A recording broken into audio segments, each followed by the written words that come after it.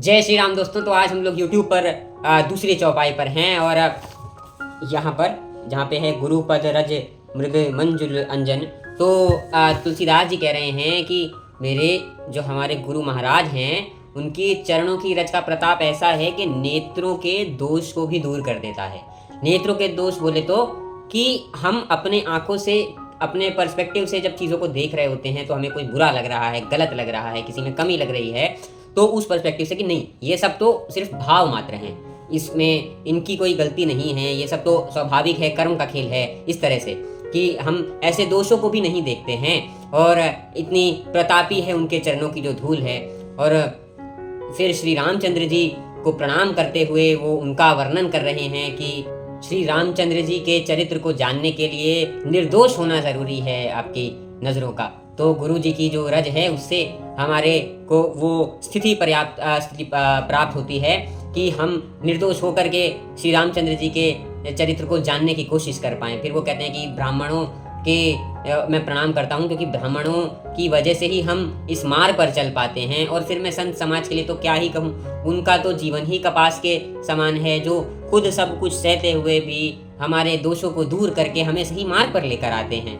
यहाँ पर वो एक कंपैरिजन भी करके बता रहे हैं कि जो संतों का समाज होता है वो तीर्थराज प्रयाग की तरह है, जहाँ पर श्री रामचंद्र जी की भक्ति करना, इसका मतलब है कि गंगा जी का वहाँ पर बहना, और जहाँ गंगा जी बह रही हैं वहाँ पर ब्रह्म विचारों का आना, जहाँ पर ब्रह्म विचार जैसे कि भगवान के विचारों का, उनकी सोच का आना, वो सरस्वती जी हैं, क्योंकि विचार ही बुद्धि और कर्म को बना रहा है।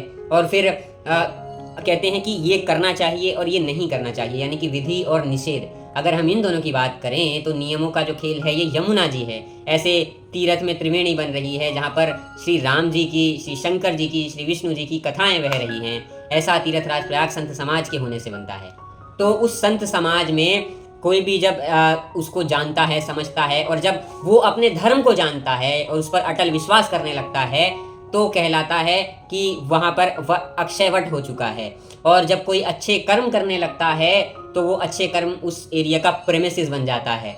तो इस तरह से जो संत समाज सब देशों में पाया जाता है, सब जगह अपने अपने हिसाब से होता है, वो कल्याणकारी है और उस समाज से ही हमारा भी कल्याण होता है। और ऐसा कहा जाता है कि इस संत समाज से जीवन के, रिश्तों के और मोह माया के और इस संसार के और उस संसार के सभी कलेश मिट जाते हैं और कोई भी मनुष्य धर्म, अर्थ, काम, मोक्ष को बहुत सहज रूप से प्राप्त कर लेता है।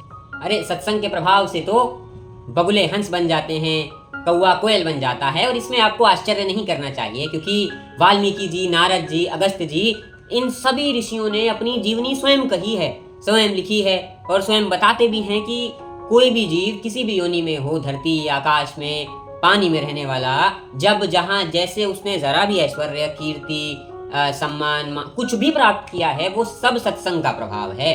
और वेदों में भी यही बताया गया है। वेद तो कहते हैं कि ये सब कुछ बिना सत्संगति के प्राप्त ही नहीं हो सकता। और श्री रामचंद्र जी की जो कृपा है वो ये सत्संग दिलाती है और ये सत्संग अच्छे कर्म और अच्छी नियति दिलाता है। तो भगवान श्री रामचंद्र जी जब हम पर कृपा करते हैं तभी हमें ये सत्संगति प्राप्त होती है।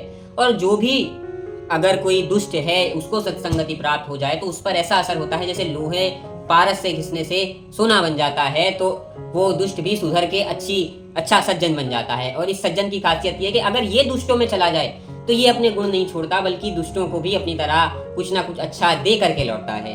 तो ये प्रभाव है सत्संगति और सज्जन स्वभाव का। ऐसा तुलसीदास जी कहते हैं कि और इस सत्संगति, सज्जन लोग, संतों के बारे में क्या ही वर्णन करूं, जब भगवान विष्णु, शिव, कवि, ब्रह्मा जी, सरस्वती जी, कोई भी इस बारे में वर्णन नहीं कर पाता है, तो मेरी तो बात ही क्या है। मैं तो उन संतों को बस प्रणाम करता हूँ जो उन फूलों की तरह हैं, जो दोनों हाथों की अंजलि में अगर हों तो उस हाथ को भी महकाते हैं जिसने उसे तोड़ा है और उस हाथ को भी महकाते हैं जिसमें वो संभाल के रखा हुआ है।